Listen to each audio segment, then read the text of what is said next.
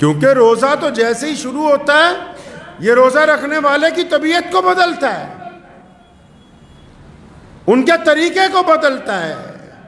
تو پیارے نبی حضرت محمد رسول اللہ صلی اللہ علیہ وسلم سے اگر معلوم کریں یا رسول اللہ کون لوگ ہیں جو اس رمضان میں بھی، ایسے کون لوگ ہوں گے جو یہ روزہ رکھنے کے بعد بھی، ایسے کون ہیں جو رمضان کا مہینہ پانے کے بعد بھی، ایسے کون ہیں جو ان مقدس ساعتوں میں آ جانے کے بعد بھی پھر بھی اللہ ان سے راضی نہیں ہے، پھر بھی اللہ ان سے ناراض ہے، پھر بھی ان کی عبادت قبول نہیں ہے، ان کا روزہ قبول نہیں ہے اور ان کی عبادتیں نہیں اللہ تبارک و تعالیٰ مان رہا، ایسے کون لوگ ہیں؟ تو حدیث پاک میں آتا ہے ہاں ایسے بھی ہیں، 4 لوگ ایسے ہیں،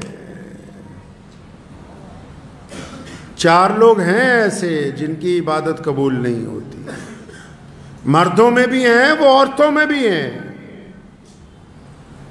4 ایسے ہیں بد نصیب جو روزہ رکھنے کے بعد بھی ایسے ہیں جیسے بھوکے ہی ہیں۔ ایسے 4 ہیں جن کی اللہ تبارک و تعالیٰ کو بھوکا رہنا بھی پسند نہیں آیا۔ ایسے 4 ہیں جو روزہ رکھ کے بھی سجدہ کرتے ہیں، خدا کو وہ سجدہ قبول نہیں ہے۔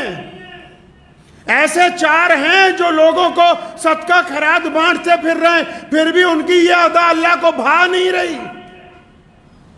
کون ہے بھائی وہ 4 لوگ؟ مردوں میں بھی ہیں، عورتوں میں بھی ہیں۔ ان 4 میں سے پہلے تلاش کر لیں کہیں اللہ معاف فرمائے کہ ہم میں سے کوئی شامل تو نہیں۔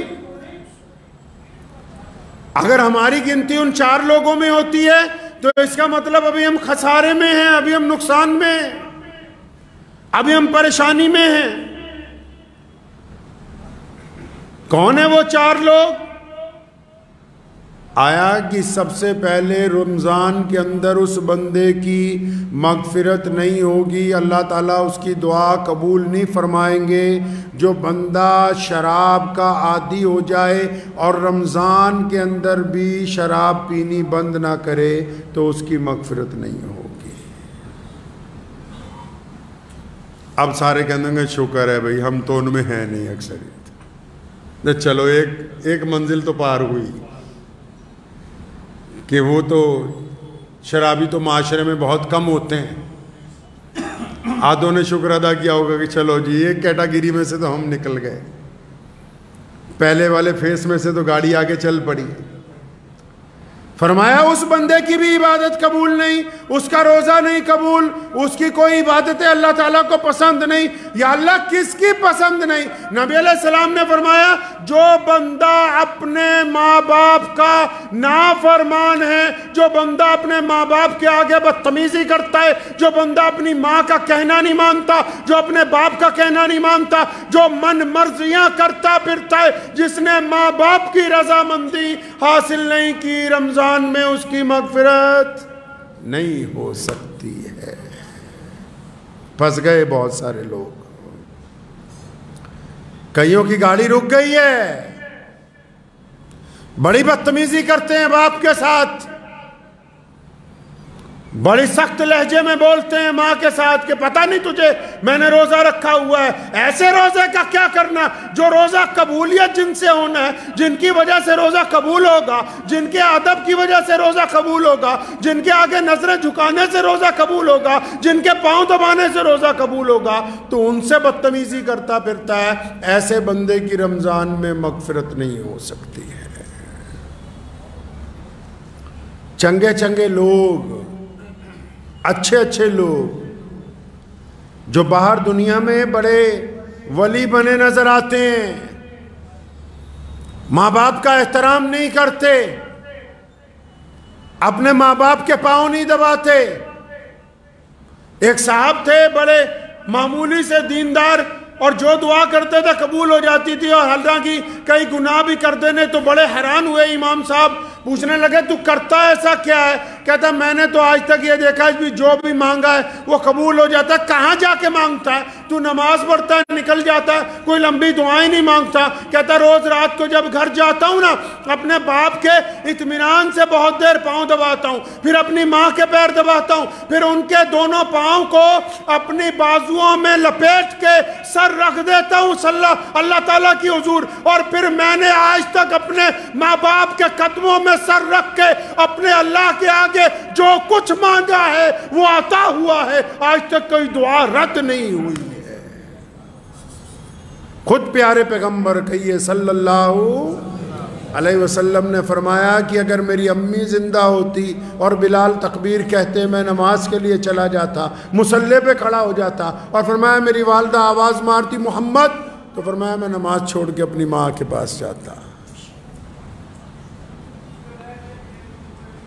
اب جو لوگ اس گناہ میں ملوث ہیں رمضان میں بھی, کتنا خوبصورت موقع ہے, کتنے پیارے دن ہیں, کتنی پیاری راتیں, کتنا پیارا ساتھ ہے.